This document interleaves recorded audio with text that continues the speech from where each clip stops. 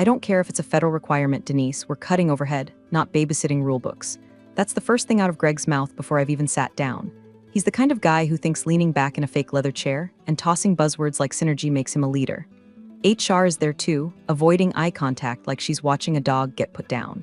And I sit straight, clasp my hands, nod like a good little compliance ghost. That's what I've been for a decade anyway, right? 10 years of being senior compliance and risk oversight officer, and you'd think I invented the job title myself just to hear myself type. That's how they treated it, like I was some bureaucratic fun sponge killing their quarterly joy with documentation and legalese. Oh look, Denise is CCing legal again. Better hide your popcorn, here comes the email warden. Cute stuff, water cooler classics. But you know what's funnier? Every single damn warning I sent for the past 10 years, timestamps, archived, filed under for when shit hits the fan. And before we go any further, listen, if you're one of the 90% who's lurking on these stories without hitting that subscribe button or slapping that little like, do me and my unpaid emotional support team a favor. Click M. It helps us sleep at night knowing someone out there appreciates federal-grade petness and revenge. You'll get more stories where silence does the stabbing. Win-win. Now back to Greg. He gives me a real zinger on the way out. Your title was inflated anyway.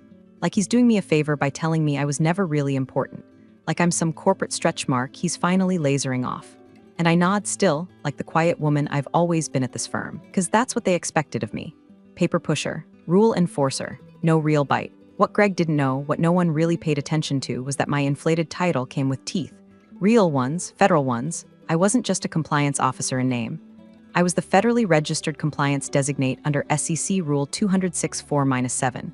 Which, to people like Greg, might as well be hieroglyphics. To the Securities and Exchange Commission, that title makes me the only person legally responsible for certifying the firm's internal compliance, and the only person legally protected as a whistleblower. For 10 years, I did the job right. I wrote the policies, filed the reports, raised the red flags, and for 10 years, they mocked me for it. Smirked when I asked for audit trails. Laughed when I used words like breach and liability. Greg once joked that my inbox could cure insomnia. Too bad it's now a loaded weapon aimed straight at his Armani-clad chest. Because here's the thing about documentation. It's boring until it's lethal. I walk out of that office without crying, without screaming. I don't even slam the door.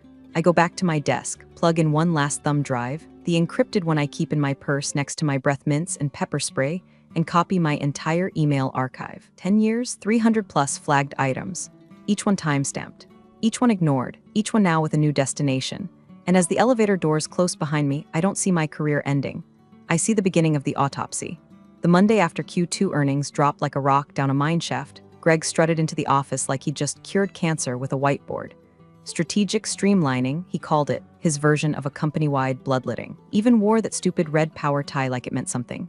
HR sent out a meeting blitz at 10 a.m. sharp, and by lunch, the office sounded like a morgue with Wi-Fi. People were either crying in the stairwell or frantically updating their LinkedIns in bathroom stalls. I wasn't on the first list, or the second. No, Greg saved me for dessert. Denise, he said, like he'd just remembered I worked there. Got a sec? I followed him to his office, one with a panoramic view of the parking lot and exactly 0 books on the shelf, unless you count the lean startup and a Funko Pop of Elon Musk. HR was already sitting in the corner like a wax figure of corporate regret. Greg didn't even wait for me to sit. We're making some necessary cuts, he began, doing his best impression of a man with empathy. You've been here a long time, and we appreciate your service. But compliance functions have evolved. I raised an eyebrow. Evolved? Yeah, he said, waving his hand like he was banishing a ghost. We've streamlined. Risk is now baked into operations, so we don't really need a dedicated person hounding people over email all day. I didn't say a word. I just watched his mouth move like a fish gasping on a dock. Then came the line. His big mic drop moment. Your title was inflated anyway. Inflated. Like a novelty balloon at a sad birthday party. Like the ego of a guy who thinks cutting legally mandated roles will win him a seat at the grown-ups table. I glanced at HR.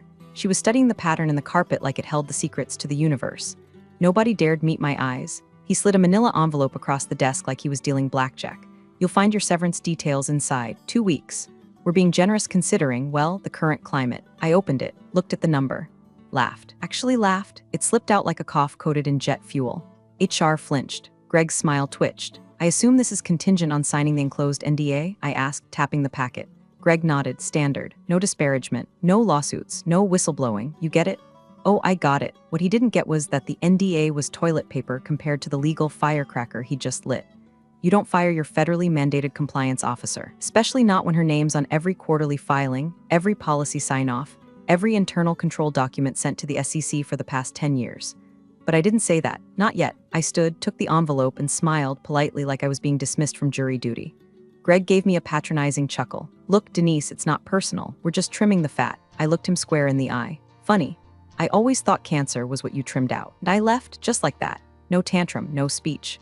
Just me, 10 years of institutional memory and a ticking compliance time bomb and a thumb drive the size of a chiclet. Out in the hallway, people avoided me like I was contagious. A few whispered. One brave intern mouthed, "I'm sorry." But I wasn't, not really. Because I knew something Greg didn't. When you fire the person who holds the legal spine of your operation, you better pray they don't have receipts. I had binders. The parking garage was quiet. That stale, oily kind of silence, broken only by the occasional echo of a slamming car door or someone's cursed Bluetooth autoconnect blaring top 40 out of a Corolla. I stood by my rusted-out Accord, the same one Greg once joked wasn't up to company optics, and dropped the envelope onto the passenger seat like it was biohazard waste. For a minute, I just sat there, hands on the wheel, breathing. Not crying, not shaking, just processing.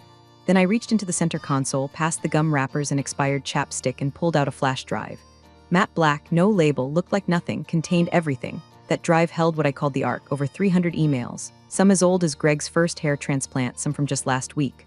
All time-stamped, all archived, all ignored. Warnings about misallocated retirement funds. Improper disclosures. Risk audits they never completed. Certifications they forged with digital signatures copied from outdated PDFs. And my favorite, the off-the-books client relationship fund that Greg once joked was just networking with bourbon. Every time they'd laugh me off, every time I was told to lighten up or stop crying wolf, I saved it. Not out of spite, not at first, but because I knew, one day they'd hang themselves with the very rope they mocked me for measuring. And today was that day. I opened my laptop right there in the car, coffee thermos still steaming beside me like some twisted farewell party. Booted up the VPN, logged into the private email I hadn't touched in years, and opened a new draft to the SEC whistleblower office. Not legal, not the help desk. The office. The one with subpoena power and a bloodhound's nose for cover-ups. Subject, potential violations, compliance officer termination, and record archive attached. One folder. Zipped, encrypted, labeled, for when shit hits the fanzip message body, short and sweet. To whom it may concern, I am the former senior compliance and risk oversight officer at company name redacted. Attached are documented instances of potential regulatory violations, filed and timestamped under my oversight. Please confirm receipt.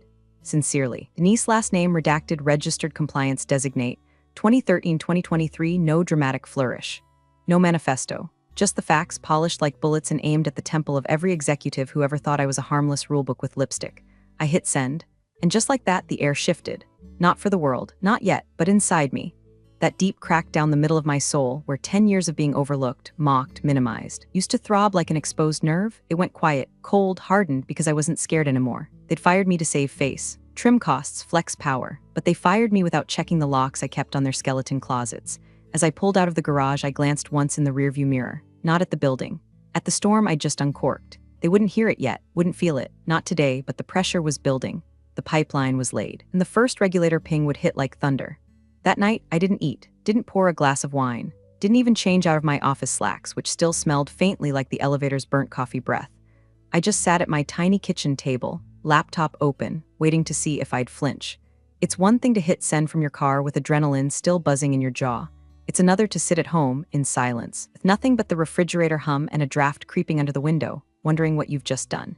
Because even when the law is on your side, even when you've read the whistleblower statutes cover to cover, there's still that voice. You know the one. The little coward in your brain that says, what if they find a way to ruin you anyway? What if Greg's golf buddy in legal pulls strings?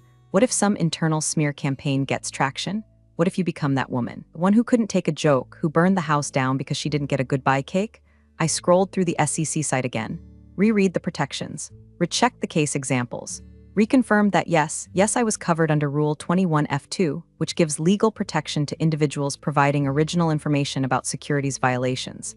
I wasn't paranoid. I was informed. I opened a new email. This one to the Senior Enforcement Counsel listed in a case I'd bookmarked months ago. Because you don't do a decade in compliance without knowing who carries the big knives at the agency. This wasn't a complaint. It was a dossier. Attachments. For when shit hits the fan, zip, password sent via secure Proton Mail channel, annotated index of violations, color-coded by risk tier, summary PDF titled, Failure to maintain designated compliance oversight. Subject, immediate review requested termination of registered officer, prior to 10Q filings message. Per our prior correspondence and existing risk flags logged under company name redacted, I am submitting this archive as formal documentation of systemic compliance negligence and willful non-disclosure. I have included internal evidence of falsified compliance certifications, improper client classification, unreported risk events exceeding materiality thresholds, and the unlawful termination of the federally designated compliance officer 2 weeks before quarterly reporting. Please advise of next steps. I proofread it 3 times, breathed, hit send. Then, for the first time in weeks, I slept without waking up at 3 a.m. with my jaw clenched and my fists curled into receipts. Meanwhile, back at the firm, the silence surrounding my departure was almost celebratory. Greg strutted around like a weatherman predicting sunshine after a hurricane. A new org chart went out within 24 hours. Compliance listed under General Admin Support, 3 boxes down from Facilities. An email was circulated from the COO about efficient restructuring, and someone in marketing had the gall to reply all with a gif of someone popping champagne. That one stung a little. Not because I cared what they thought. Those people thought GDPR was a perfume brand, but because I'd spent a decade being the quiet guardrail no one noticed until the cliff. Greg even hosted a fat-free Friday happy hour, in which the removed roles, mine included, were toasted as tough but necessary cuts to keep the business lean. One of the interns told me that through tears and guilt in a DM. Lean, sure, lean like a building with all the support beams quietly removed. They didn't see it yet, but the tremors had started. Somewhere in an office they couldn't access, a regulator was reading my summary file, and somewhere deep in a government database, my name was being flagged as the last person who tried to keep them clean. I wasn't afraid, I was watching. Calm, still, like the eye of a storm that hasn't introduced itself yet. The first tremor came on a Wednesday, 9:37 a.m., timestamp courtesy of a project manager who liked to overshare on Slack. Apparently a man in a gray suit and zero patience walked through the lobby, flashed a badge, and headed straight for the executive floor. No chit-chat, no badge scan, just a federal-level I don't have time for your PowerPoint gate. Of course, no one said SEC out loud. Not yet. That would have been admitting something. Instead, the office whisper mill dubbed him client liaison, which is code for we have no idea who the hell that was, but we're pretending this is fine. A letter had arrived, though. Not emailed, delivered, printed on heavy cream-colored stock, addressed to the firm's general counsel. Subject line, request for immediate cooperation, preliminary inquiry, regulatory oversight lapse. They called it routine. Greg said as much in the Friday staff huddle, his voice extra peppy, like he was narrating a Super Bowl commercial for retirement funds. These things happen, he chirped, all part of being a growing firm in a highly regulated space. Translation, don't panic, but I'm already sweating through my undershirt. What they didn't know was that one of my old co-workers, Carmen, sweet soul, always brought in banana bread, still had me on her private Gmail thread. She didn't say much, just forwarded a photo she'd snapped on her phone while walking past the legal conference room. The door was closed. Inside, 4 execs were sitting like someone had just announced an asteroid was coming. One of them had his head in his hands. Greg was standing, arms folded, jaw tight. On the whiteboard behind them, Q2 cert. Who signed? Scrawled in red. I hadn't signed anything, of course. They'd fired me before quarterlies were filed, which meant they either backdated a signature or left it blank and prayed no one noticed. But someone had noticed. I had made sure of that. More meetings followed, the kind that never hit the shared calendar. Finance was pulled in. Then HR, then IT. Word leaked that emails were being pulled from archives, server logs being reviewed. Suddenly, everyone remembered that compliance lady who always asked for things in writing. My ghost had become a presence. I wasn't in the room, but my name was, whispered in boardrooms, hissed in back hallways, tapped out in hushed texts. Denise warned us about this, didn't she? I thought Greg said she was just overhead. Wait, she was the official compliance signatory. No one said it directly, but the feeling rippled through the office like a cold front. Maybe the rulebook girl wasn't so useless after all. Meanwhile, I was at home, watering my pathetic window plants and answering polite follow-ups from SEC staff who were now requesting a phone call, informal, just to clarify a few timeline details. I scheduled it for Friday. Used my calm voice, explained everything, had notes ready, referred to emails by exact subject line and date. They were impressed. No, I didn't know who signed the Q2 certifications. Yes, I was terminated 2 weeks prior to filing. Yes, I'd raised concerns about this timeline internally. Would I be willing to provide a sworn statement? Gladly. I ended the call, poured myself a glass of water, and stared at the folder of printed emails on my kitchen table, each one a little landmine they thought would never go off. Back at the company, the tone had shifted. You could hear it even in Carmen's updates. Greg's jokes had stopped. The marketing team was told to pause all public statements. IT blocked external drives, and the interns were warned not to speak to anyone outside the firm regarding internal affairs. Paranoia had bloomed, and I didn't need to lift a finger. My job was already done. I'd become an echo, a paper trail with teeth, a presence too loud to ignore and too quiet to discredit. The SEC's second letter wasn't polite. It was clinical, direct. A quiet scalpel slicing through the firm's favorite delusions. Please submit copies of all internal compliance certifications filed under 206, 4-7 for the past 3 quarters, along with names and roles of registered compliance personnel active during certification. That landed like a body on the boardroom table. Because guess whose name was on every single one of those certifications? Mine. Signed, dated, cross-referenced. Federal timestamp. Registered Compliance Oversight Officer since 2013. The only person, the only one with SEC-recognized authority to sign off on those filings. And now, fired 2 weeks before quarterlies. No signatory, no cover. Nothing but a string of awkward Slack messages from Greg to legal asking, can we maybe say the CFO signed in her place? Followed by legal's response, that's not how any of this works. They tried to fix it, of course. Retroactively. Desperately. Someone from HR texted a former employee they'd axed last year, asking if she still had her compliance credentials. She said no, then screen capped the message and tweeted it with, imagine getting laid off and then asked to falsify federal filings. Nah, I'm good. Greg called an emergency leadership meeting. They pulled in an outside consultant, a guy with 3 first names, and a LinkedIn photo taken in a Tesla showroom. He charged $400 an hour to evaluate operational liability exposure. Translation, he was there to figure out how badly they'd just screwed themselves without using the word indictable.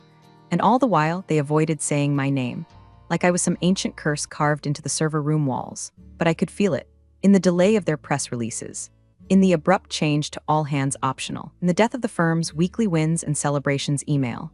The mood had curdled. An invisible black hole had opened where I used to sit. Carmen messaged me. They're trying to refile the Q2 certs with Greg's name on them. Legal looks like they've aged a decade in a week. I replied, they might want to Google false certification liability, because it wasn't just sloppy, it was criminal. Under Sarbanes-Oxley, executives signing false certifications can face fines, personal liability, even jail time. And the SEC, they don't do mercy, they do paperwork with teeth. Meanwhile, the firm's investors started asking questions. Where is the current compliance officer listed on your documentation? Why are your quarterlies flagged for review? Is this material risk exposure being disclosed in the 10Q? The execs tried to spin it.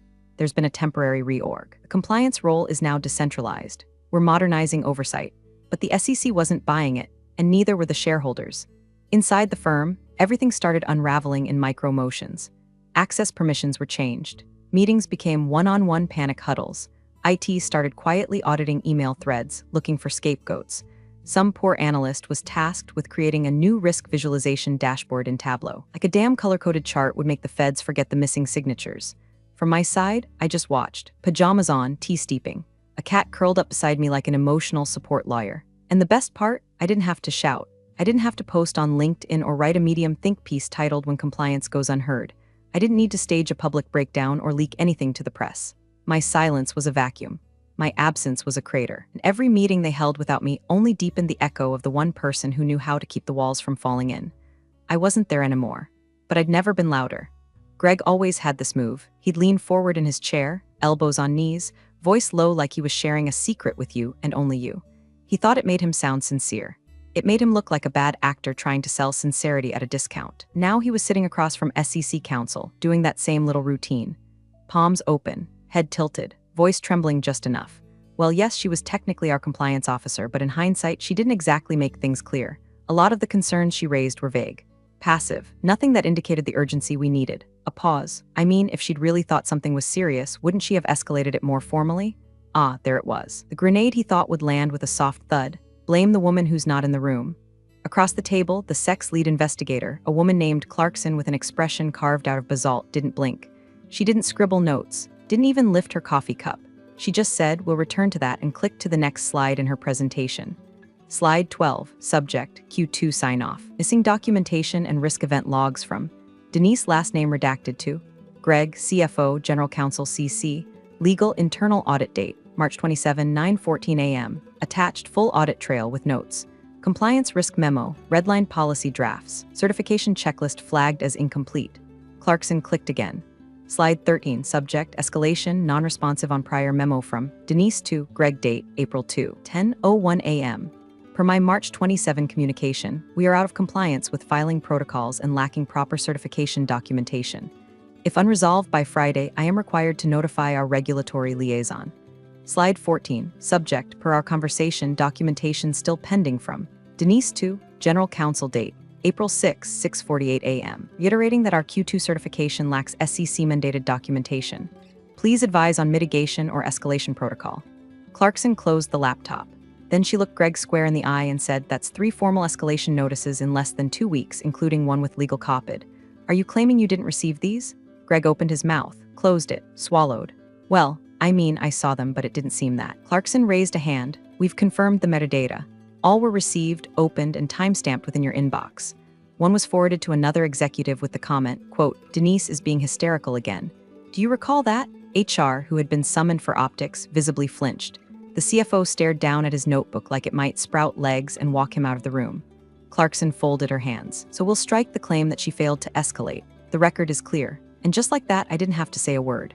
I wasn't there in that room, but my voice rang through every line of that email trail, crisp, documented, incontestable. They'd buried me in paperwork for 10 years. Now it was my shield, my sword, my goddamn resurrection. Later that day, I got a follow-up from the agency. "Misredacted, we have cleared your conduct of any liability. In fact, may request your cooperation in further proceedings should you be willing." I replied with one word, willing. Carmen texted me an hour later. "Greg looked like he aged 10 years in 10 minutes. They read your emails out loud." I nearly applauded. I didn't respond right away. I just stared at my laptop, a quiet grin spreading across my face. For years, I'd been the voice they ignored. Now, I was the only voice that mattered. Thursday morning, 7:42 a.m. I was sipping lukewarm diner coffee in a chipped porcelain mug when Carmen's message lit up my phone. "Board just called an emergency meeting. No agenda. All VPs required. Shit's officially boiling over." By 8:30, she'd followed up with a photo. The conference room, glass-walled, always too cold, affectionately dubbed the fridge, was full. Greg, arms crossed tight. CFO pacing like a zoo animal. General Counsel scribbling into a notepad as if sheer volume of ink might legally shield her. Everyone else looked like they'd rather be anywhere else, including prison. According to Carmen, the board opened the meeting with one sentence. "We'd like to walk through the timeline of compliance failures, starting with Miss Denise redacted." And then, the unraveling began. See, executives lie best when they lie together. When there's a party line, a shared delusion. A handshake under the table.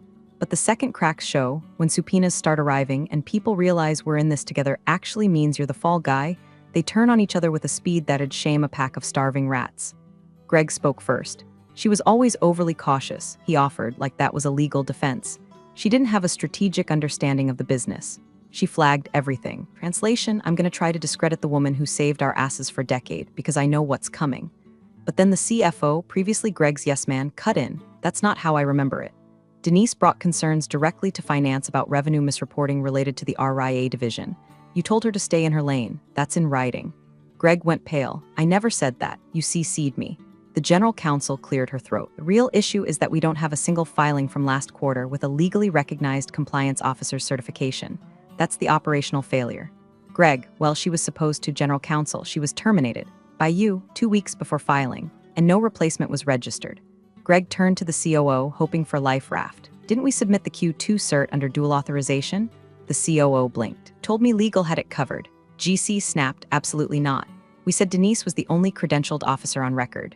We advised against filing without her." The room tilted. One board member, a silver-haired man who hadn't spoken in years unless the quarterly stock price dipped, leaned forward and said, "I've reviewed the correspondence. Denise appears to have been the only one following protocol." Another added, "She's also the only one who warned you." Repeatedly, formally, and you ignored her. Greg stammered something about process breakdowns and chain of communication, but it was like spitting on a house fire.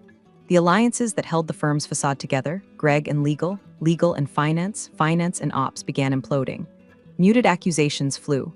Every exec tried to carve out a safe zone, like survivors on a sinking ship elbowing each other off the last life raft. They started naming names, referencing Slack messages, rereading emails. One even quoted my March memo word for word, probably the first time any of them had bothered to actually read it. Meanwhile, I was still at the diner, halfway through a cinnamon roll the size of a steering wheel, scrolling through SEC updates and sipping my third refill. The waitress, bless her, didn't rush me. Probably figured I was mourning a divorce or recovering from a midlife crisis. Close enough. My phone pinged again. "Carmen, naturally." They brought up your March 27 email again, the one with the red line policy doc. They read it out loud. One of the board members said, "Seems like she was the only adult in the room." Greg hasn't blinked in like 5 minutes. I smiled, stirred my coffee with a chipped spoon. I didn't need to be in that boardroom. My voice was already there. My emails, my warnings, my ghost in the machine. And I could picture it, the panic, the sweaty brows, the flailing attempts at revisionist history collapsing under the weight of my quiet, relentless documentation. It wasn't personal, it was structural. They built a house on quicksand and fired the one woman holding the map to the bedrock. And now they were sinking, and I was watching. Calm, serene, spoon-tapping glass as the empire cracked. The conference room wasn't their usual boardroom. No skyline view, no complimentary Pellegrino, no overpriced ergonomic chairs for back-patting executives. This was a government building. Fluorescent lights that buzzed like hornets. Carpet the color of regret. No windows, no exits except the one behind the SEC seal on the wall. Greg sat under that seal like a kid called into the principal's office for burning down the gym. No tie, sweat rings blooming through his shirt like guilty little sunbursts. Hair flattened and damp, like it had been styled with panic and a damp paper towel. Across the table sat Clarkson, the same SEC investigator who dismantled his lies 2 weeks earlier with a few polite clicks and a PowerPoint. Today she had a hard copy folder, thick, tabbed, labeled. She opened it. The room hushed. Mr. Riley, she began, voice flat as a legal disclaimer, as CEO of Company Redacted, who held final authority over compliance personnel and quarterly certifications during Q2 of this fiscal year, correct? Greg coughed. Yes, that's correct. And this is your signature on the termination notice for Miss Denise, last name redacted, your Senior Compliance and Risk Oversight Officer? He nodded. Yes. And on that notice, the stated reason for termination was, quote, restructuring due to role redundancy, correct? Correct. She flipped a page. Mr. Riley, were you aware at the time of this termination that Miss Redacted was the only federally registered compliance officer on file with the SEC for your firm? Greg hesitated. I was under the impression that her title was more administrative in nature. Clarkson didn't blink. Administrative? I mean, it was very inflated. She mostly sent emails. She wasn't involved in executive strategy. She let that hang in the air, then leaned in slightly, hands folded. Oh, to clarify, you fired your only certified compliance officer 2 weeks before filing federally mandated quarterlies because her title sounded inflated to you? Greg opened his mouth, closed it. She turned to the projection screen. With a subtle click, she brought up the first slide. Email 1 of 312 subject. Risk escalation pending certification incomplete from Denise to Greg. Date March 27. Time 9:14 a.m. Another click. Email 17 of 312 subject. Sec Rule 206 4-7 non-compliance alert from Denise to General Counsel CC Greg. Date April 2. Time 6:33 a.m. Another click. Email 61 of 312 subject. Final notice Q2 filing will be invalid without officer sign-off from Denise to Exec Team. Date April 7. Time 7:01 p.m. Slide after slide. Subject lines like daggers. Each one a neon sign that screamed, I told you so in legalese. Greg sat still as stone, but the sweat on his temple glistened under the overhead lights. Clarkson closed the folder. The commission finds that Miss Redacted repeatedly, formally, and correctly escalated compliance violations through appropriate channels. All warnings were documented. All were ignored. And following her termination, her firm filed quarterlies without a legally recognized signatory, rendering them invalid. Greg's voice was a rasp. I didn't think she cut him off. That much is clear. The room fell into silence so complete you could hear the recycled air wheezing through the vents. Someone on the panel finally spoke. Is Miss Redacted present? I stood up. Calm, composed, navy blazer. No makeup, no performance, just me. The ghost they tried to erase now fully materialized, standing in the light of institutional reckoning. Clarkson looked at me. Would you like to make a statement? I shook my head once. No, the emails speak for themselves, and I sat back down. No speech, no gloating, no vengeance dance. Just silence backed by documentation, powered by precision, sharpened by a decade of being ignored. Greg stared forward, jaw slack. The board would be notified. Fines were incoming. Possibly personal liability. Possibly more. Careers would end. Trust would evaporate. The firm would be reduced to a cautionary tale in a PowerPoint at some future compliance conference. And me, I'd already walked away, already cut the ties, cleared my inbox, forwarded the final message. My revenge was finished not with fury, but with proof, with cold, irrefutable, federally timestamped truth. Thanks for watching, you cubicle warriors. Hit that subscribe button. Unless you're my old boss, then you're on your own. Revenge of the coffee pot strikes again.